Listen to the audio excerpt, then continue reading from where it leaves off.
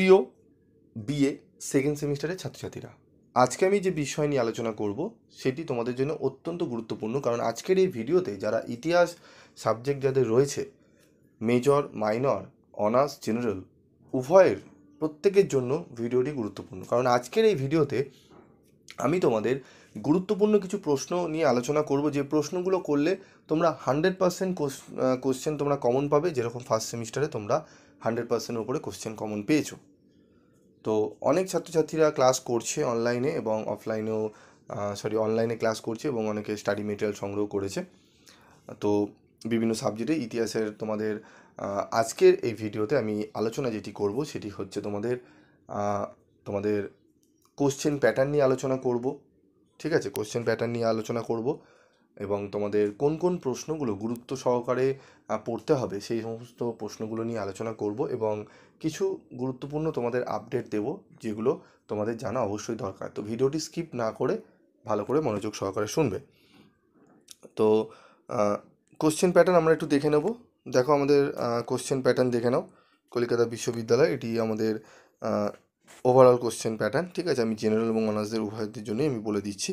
কলকাতা বিশ্ববিদ্যালয় ইতিহাস general semester 2 DSC MDC 2 বা মাইনর 2। ঠিক আছে, তো চলো দেখে নিই আমাদের সাবজেক্টের প্রথমে সিলেবাসটি একটু দেখে নেব। ভারত ব্যতীত প্রাচীন বিশ্বের সামাজিক গঠন ও সাংস্কৃতিক নিদর্শন, মানব জাতির বিবর্তন আমাদের পড়তে হবে। সেকেন্ড চ্যাপ্টারে খাদ্য উৎপাদন সম্পর্কে পড়তে হবে, ব্রোঞ্জ যুগের সভ্যতা সম্পর্কে পড়তে হবে, যাযাবর গোষ্ঠী ফোর্থ চ্যাপ্টারে রয়েছে, ফিফথ চ্যাপ্টারে রয়েছে প্রাচীন রোম, সিক্স চ্যাপ্টারে রয়েছে প্রাচীন গ্রিসের পলিস এবং এই 6টি চ্যাপ্টার আমাদের কিন্তু গুরুত্ব সহকারে করতে হবে। এই 6টি চ্যাপ্টার মিলিয়ে কোন কোন প্রশ্নগুলো আমাদের করতে হবে সেগুলো চলো আমরা একটু দেখে নিই। তো আমি কোশ্চেন প্যাটার্নটা একটু বলে নিই। Question pattern for general 3 middle type question, এটি শর্ট না, 3 মিডল টাইপ কোশ্চেন বলাই যুক্তিযুক্ত হবে। 3 middle type question out of 6 within 250 ওয়ার্ডস। 5 নম্বরের 3টি প্রশ্ন তোমরা ফার্স্ট সেমিস্টারে দিয়েছো, তোমরা জানো। এবং তোমাদের 10 নম্বরের 2টি প্রশ্ন তোমাদের করতে হবে। ঠিক আছে, এবং 20 নম্বরে 2টি প্রশ্ন করতে হবে জেনারেলদের জন্য। ঠিক আছে, 20 নম্বরের 2টি, 10 নম্বরের 2টি, 5 নম্বরের 3টি, টোটাল 75 মার্কসের কোশ্চেন তোমাদের কিন্তু সেট হয়। তারপর রয়েছে অনার্সের ক্ষেত্রে। অনার্সের ক্ষেত্রেও তোমাদের 20 নম্বরের 3টি প্রশ্ন করতে হবে। ঠিক আছে, 60 নম্বর, 20 নম্বরের 3টি প্রশ্ন এবং 5 নম্বরের 3টি প্রশ্ন, টোটাল 75 মার্কসের তোমাদের কিন্তু কোশ্চেন সেট হবে অনার্সের। এবং তোমাদের আমি কিন্তু মডেল প্র্যাকটিস সেট অলরেডি দিয়ে দিয়েছি ইতিহাসে, তোমরা যদি চাও সেটি দেখে নিতে পারো। তোমরা দেখে নিও কীভাবে তোমাদের কোশ্চেন আসতে পারে, কী কী কোশ্চেন আসতে পারে, তার একটা নমুনা প্রশ্ন দিয়ে দিয়েছি। এই নমুনা প্রশ্নটি অত্যন্ত গুরুত্বপূর্ণ, কারণ বিগত 4 বছর ধরে আমি যে মডেল স্যাম্পল কোশ্চেনগুলো দিই সেখান থেকেই অনেক ছাত্রছাত্রীরা যারা কাজকর্ম করে, যারা সেইভাবে পড়ে উঠতে পারে না, সিলেবাস কমপ্লিট হয় না, তারা ওই পেপারটি ভালো করে যায়। সেখান থেকেই তারা 80%, অনেক পেপার আছে এরকম 80%, 85% কোশ্চেন ওখান থেকেই কমন চলে এসছে। তো আশা করি, কিন্তু তোমাদের আমি বলবো না শুধুমাত্র ওইটি করেই চলে যাও। যারা ভালো রেজাল্ট করতে চাইছো তাদের বলবো প্র্যাকটিস করার জন্য তোমরা এটি দেখতে পারো, বা কোশ্চেন কীরকম আসতে পারে, কোন কোশ্চেনগুলো সবথেকে বেশি ইম্পর্টেন্ট সেগুলো ওখানে দেওয়া রয়েছে। তোমরা চাইলে সেই ভিডিও লিঙ্ক এই ডিসক্রিপশান বক্সে দেওয়া থাকবে, তোমরা দেখে নিও। তো চলো আমরা চলে আসি প্রশ্নে। তো আজকের এই ভিডিওতে আমি আলোচনা করব 5 নম্বরের কোন কোন প্রশ্নগুলো আমরা ভালো করে দেখব। তো প্রথম প্রশ্ন দেখো, নব্যপ্রস্তর বিপ্লব বলতে কী বোঝো? মোস্ট ইম্পর্টেন্ট প্রশ্ন এটি। নব্যপ্রস্তর বিপ্লব বলতে কী বোঝো? নব্যপ্রস্তর যুগের বৈশিষ্ট্য বা সংস্কৃতি আলোচনা করো। তারপর রয়েছে তোমাদের 3 নম্বর প্রশ্ন, প্রাচীন মিশরের স্থাপত্য সম্পর্কে আলোচনা করো। 4 নম্বর হচ্ছে মধ্যপ্রস্তর যুগের বৈশিষ্ট্য বা সংস্কৃতি আলোচনা করো। নিম্ন পুরাপ্রস্তর যুগের উপর সংক্ষিপ্ত টিকা লেখো। 6 নম্বর হচ্ছে প্রাচীন মিশর, ক্লিওপেট্রা ও নেফারতিতির অবদান লেখো। এই প্রশ্নগুলো পড়বো। আমি আরও প্রশ্ন তোমাদের বলছি, তবে তার আগে বলি, দেখবে কিছু কিছু জন রয়েছে যারা মনে করেন যে তারাই একমাত্র সাজেশান তৈরি করতে পারেন এবং তারাই সূক্ষ্মভাবে বই থেকে কপি করতে পারেন। বাকিরা সেই বই থেকে যদি অনেক প্রফেসর রয়েছে, যেরকম তোমরা জানো ছোটোবেলা থেকে তোমরা পড়ে আসছো এবং কলেজেও পড়ছো, তোমাদের দেখবে প্রফেসর একটি বই নিয়ে আসেন, সেই বই থেকে যে পড়ানো বা লেকচারগুলো হচ্ছে সেই বইয়ের মধ্যে দাগানো থাকে, সেই বইগুলো অনেকে কিন্তু ছবি তোলে। আমাদের সেইভাবেই কিন্তু পড়ানো হয়ে থাকে। আমরা যে বইগুলো দেখে পড়াই সেই বইতে যে ওয়ার্ডগুলো ডিফিকাল্ট রয়েছে সেগুলোর মানে লিখে দিই, এবং যেগুলো সোজা সরল লাইনগুলো রয়েছে সেগুলো মার্ক করে সেইগুলো কিন্তু আমাদের অনেকে কি করে, ওইগুলোকেই কপি মানে টাইপ করে তোমরা নোটস বানানো হয়, বা ওই বইয়ের ছবিগুলো তুলে বা অনেকে খাতায় লিখে সেগুলো নোটস আকারে প্রেজেন্ট করে। তো কিছু কিছু সংস্থা রয়েছে, কোনো ধরো বই সেখান থেকে হুবাহু কোশ্চেন কপি করে পেস্ট করে সেগুলোকে হয়তো সাজেশন বলে চালাচ্ছে। ঠিক আছে, সে চালাতে পারে, অসুবিধার কোনো কারণ নেই, করতে পারে, অসুবিধা নেই, বই থেকে নোটস ছাড়া তো বানানো সম্ভব নয়। কিন্তু কোনো একটি অন্য যদি টিচার সেই বইয়েরই যদি ছবি তুলে স্টুডেন্টদের বোঝাতে চায়, সেগুলো নিয়ে সমালোচনা করে, তাহলে কাজটা তো একই করছো, তুমিও তো কাজটা একই করছো। আমাদের বেসিক ধারণা এটা জন্মায় না যে কাজটা আমরা একই করছি, বা একই তো, যে যার ধরো ভিডিও তুমি শুনছো যে অনেকে বলে বইয়ের ছবি তোলা নোটস নেবে না, বইয়ের ছবি তোলা নোটস নিলে সাজেশান তোমার কোশ্চেনগুলো বাদ চলে যায়। তো দেখা যাবে, তোমরা তাই সাজেশানগুলো দেখবে, দেখলে বুঝতে পারবে, যদি তোমাদের হাতে বইটা থাকে, এর আগেও আমি তোমাদের স্যাম্পল দিয়েছিলাম, বলেছিলাম, দেখবে বইগুলো মেলাবে, হুবাহু কোশ্চেনগুলো যা যা কোশ্চেন দেওয়া হয় সেই বইতে ওর মধ্যে থাকে। এবার কোনো টিচার যদি সেই বইটি ফলো করে যদি স্টুডেন্টদের বোঝাতে যায়, অনেকের সমস্যা হয়ে যায়, বিশেষ করে তার প্রবলেম হয়ে যায়, জানি না কোনো কারণবশত সে করতে পারে, অসুবিধার কারণ নেই।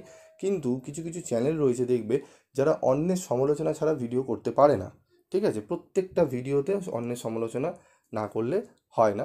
তো এই সমস্ত চ্যানেলগুলো, তোমরা একটু বড় হয়েছো, বুদ্ধি বিবেচনা তোমাদের হয়েছে, ভালো করে তোমরা ওই কোশ্চেনগুলো একটু বই থেকে, যদি বইগুলো কিনে থাকো, তোমরা দেখে মেলাবে, দেখবে একদম কোনো ইয়ে থাকে না, ওই বই থেকে হুবাহু লেখা, তার কোনো আলাদা কোনো কিচ্ছু ওর মধ্যে থাকে না। ঠিক আছে, এই বিষয়গুলো একটু ভাবনা চিন্তা করবে।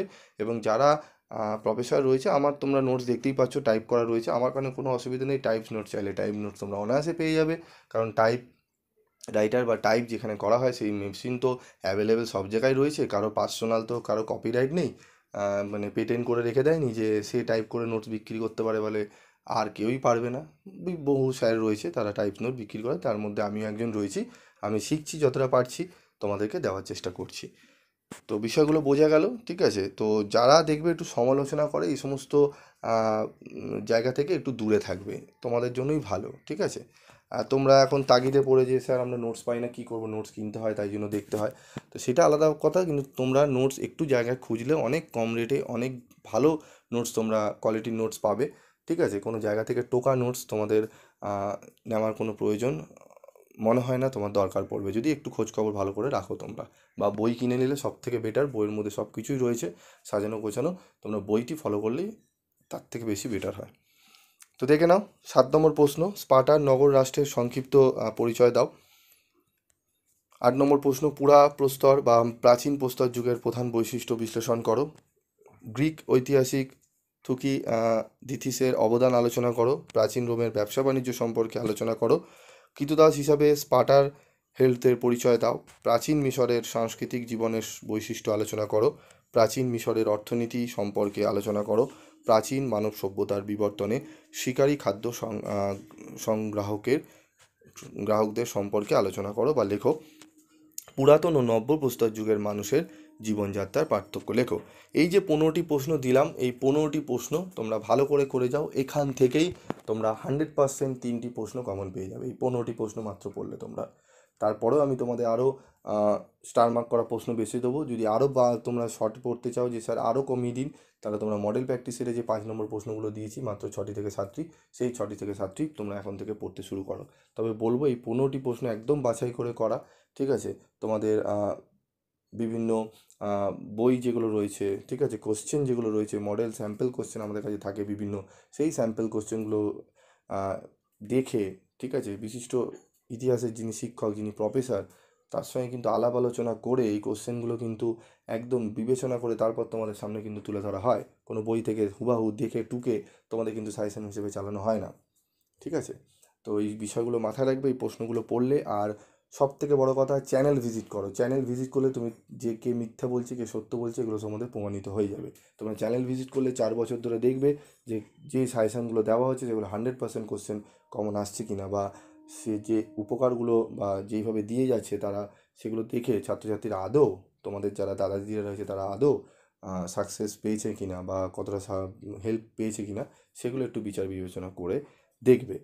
এমন নয় যে একটা নতুন থাম্বনেল খুব সুন্দর দেওয়া রয়েছে, তোমরা ঢুকে পড়লে আর বললো 100% কমন, 200% কমন, 300% কমন, তোমরা বিশ্বাস করে নোটস নিয়ে একদম নিয়ে রেখে দিলে, তারপর এসে বললে স্যার আমি তো সাপ্লি পেয়ে গেছি, আমি এখন কি করব।